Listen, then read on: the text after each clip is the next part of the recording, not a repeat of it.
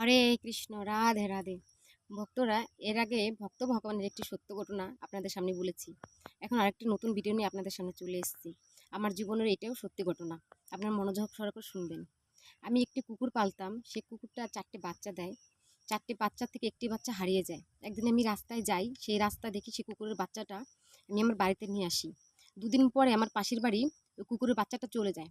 যার পরে আমাদের দাদু হয় সম্পর্কে, উনি লাঠি দিয়ে বাচ্চাটার মাথায় আঘাত করে।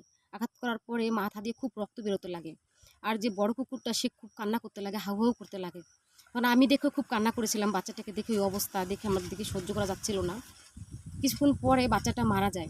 মারা যাওয়ার পরে যাই হোক, আমি সেই বাচ্চাটাকে ফেলে দিয়ে আসি। কিছুদিন পর দাদুটার একটি ব্রেন টিউমার ধরা পড়ে মাথায়।